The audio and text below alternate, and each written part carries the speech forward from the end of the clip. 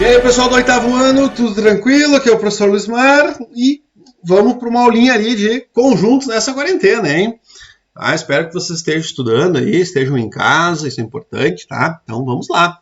Matéria nova, tá? Tem uma turma, a 801 já viu essa aula, foi a última aula que vocês tiveram, mas a gente pode, vocês podem dar uma revisada, tá bom? Então vamos lá, conjuntos. Gente, o que é conjunto? Tá? No final do século XIX, o matemático George Cantor deu início aos estudos da teoria dos conjuntos. Um conjunto pode ser considerado bem definido quando é possível identificar os seus componentes. Aqui está o velho, ó. Esse é o George Cantor. Tá? Mas o que é um conjunto, gente? O conjunto é um agrupamento de qualquer objeto distinto. Então, por exemplo, quando vocês agrupam meias brancas, meias pretas, quando vocês colocam os copos no mesmo lugar, quando vocês colocam talheres, a faca junto, as facas juntos, as colheres, vocês estão agrupando em conjuntos, tudo bem? Por exemplo, tá? A gente pode representar os conjuntos de uma forma gráfica, lembrando que gráfica vem do grego, né? Gráfico vem do grego, que significa desenho, tá bom? Então, por exemplo, ó, aqui eu separei dois conjuntos, produtos alimentícios, tá? Então aqui nós temos os produtos alimentícios e aqui nós temos os produtos de limpeza. Então eu tenho dois conjuntos, tá? Depois, nós temos aqui dois conjuntos também, tá? Onde um conjunto é de números e o outro conjunto é de letras, tudo bem? Uma outra forma de representar conjuntos é em chaves. Então, por exemplo, se eu pegar esse conjunto aqui e chamar ele de A, eu posso representar ele da seguinte forma, usando chaves. A é igual a 1, 3, 5, 7, 9, 11. Se eu pegar esse conjunto aqui e chamar ele de B, eu posso representar ele como A, E, I, O, U. Então, eu posso escrever o que tem dentro dos conjuntos, tá? Como sendo entre chaves, tudo bem? Então, é uma outra forma de eu escrever conjuntos. Então, eu tenho a forma gráfica e eu tenho a forma, na forma de desenhos, e eu tenho a forma entre chaves. Também tem a representação textual. Por exemplo, esse conjunto A, ele é o conjunto dos números ímpares entre 0 e 12. Então, entre o 0 e o 12, quem são os números ímpares? 1, 3, 5, 7, 9 e 11. Então, notem que eu também posso descrever os elementos do conjunto. Assim também como o conjunto B é o conjunto, obviamente, das vogais do alfabeto latino, né? O nosso alfabeto. Tudo bem? Então, eu posso representar os conjuntos desta forma, tá? Como gráfico, com entre chaves ou representação textual, onde eu descrevo os elementos. Tudo bem? Bom, vamos pegar um outro conjunto agora aqui. Ó. Vamos pegar o conjunto A, que é 1, 3, 5, 7, 9, 11. 1, 3, 5, 7, 9, 11. Tá? Cada item desses aqui, gente, ó, cada elemento desses aqui, a gente chama de elemento. Tudo bem? Então, ó, o 1 é um elemento, tá? Este elemento, ele pertence ao conjunto A. Então, os elementos, eles pertencem ao conjunto. Tá? Uma forma de escrever isso é trocando a palavra pertence pelo símbolo de pertence, que é um ezinho de elemento. Tudo bem? E aí, como que a gente escreve, então, que o número 1 pertence ao conjunto A? Muito simples. Basta eu escrever que 1 pertence a A. Olha aqui, ó. Então, sempre que eu quiser escrever que alguma coisa pertence, algum elemento pertence a um conjunto, eu escrevo assim. Então, por exemplo, ó, eu posso dizer que o 3 pertence ao conjunto A, que o 5 pertence ao conjunto A, que o 7 pertence ao conjunto A, e esse símbolo de pertence significa a palavra elemento, por isso que é um ezinho. Tudo bem? Ó, eu tenho que o 9 pertence a A, o 11 pertence a A, e o 13, gente, o 13 não pertence a A. Tá? Então, quando eu for escrever pertence, eu escrevo esse ezinho, porque é um de elemento, e um pertence cortado é quando não pertence.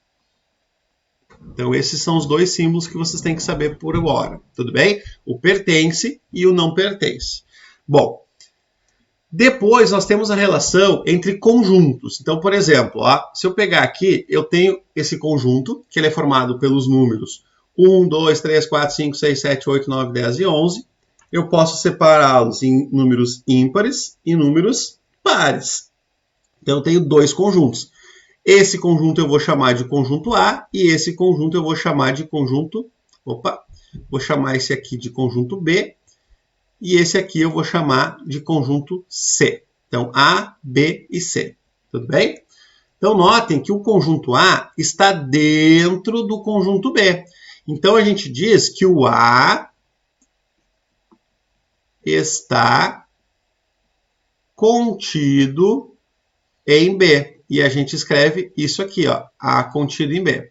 Da mesma forma, a gente tem que o C, o conjunto C, está contido em B. Porque tanto o A quanto o C estão aqui dentro. Ó. Aqui é o conjunto A e aqui é o conjunto C. Tá, gente? Então, quando um conjunto está dentro do outro, a gente diz que ele está contido. Né? Vamos ver mais um exemplo. Ó. Por exemplo, digamos que eu tenho um conjunto que eu vou chamar de A igual a 2, 4, 6, 8 e 10. Eu tenho um conjunto B, que é o 0, 1, 2, 3, 4 e 5. Se eu for escrever isso aqui, o que vai acontecer? Ó? Eu vou ter o conjunto A e eu vou ter o conjunto B. Por que eu escrevi eles assim agora? Porque se vocês olharem, o conjunto A e B, eles têm alguns elementos em comum, que é o 2 e o 4. Então, o 2 e o 4 ele está dentro dos dois conjuntos. Porém, o 6, o 8 e o 10 só está no A. O 0, o 1, o 3 e o 5 só está no B. Neste caso, a gente diz que o A não está contido no B, porque ele não está completamente dentro. Agora, se eu pegar um outro conjunto aqui, vou pegar um outro conjunto, ó, vou chamar esse conjunto aqui de D.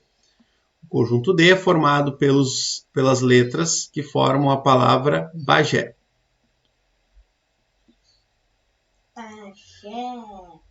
E o conjunto E é formado pelas letras A, B, C, D, E, F e G.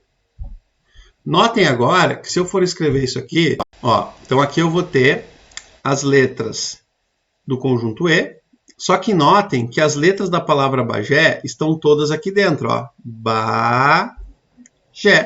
Então, o que vai acontecer? Eu vou ficar com o conjunto B, onde eu vou ter as letras B, A, G e E. E aí, no conjunto E, que eu já tenho essas letras, eu vou ter o C, o D e o F. Então, eu vou ter A, B, C, D, E, F e G. Todo mundo aqui dentro. Ó. Então, aqui eu tenho o conjunto E e aqui eu tenho o conjunto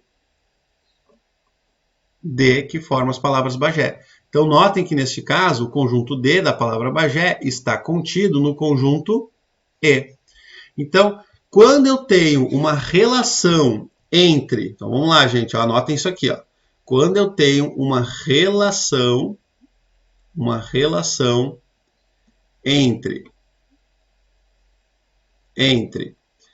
dois pontos, elementos e conjuntos, a gente escreve o símbolo de pertence. Ou seja, a gente escreve esse ezinho aqui, ó. Tá? Quando não pertence, aí a gente só corta, tudo bem? Então, quando não pertence, a gente só corta o símbolo. Agora, se eu tenho uma relação entre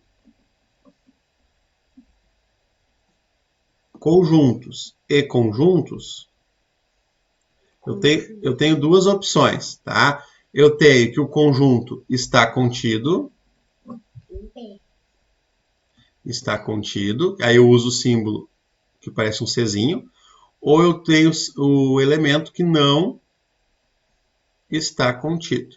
Pai, faça o E direitinho. Tá? Certo, gente? Tá bom?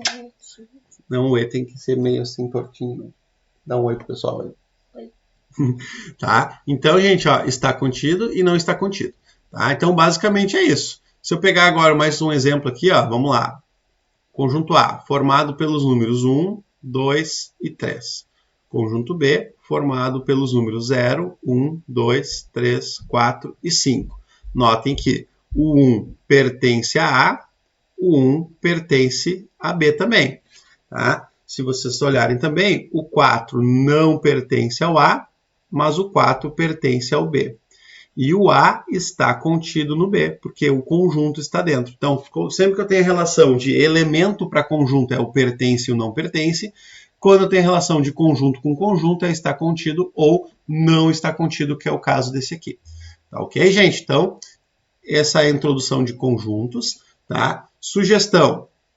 Sugestão, então, gente, ó, ler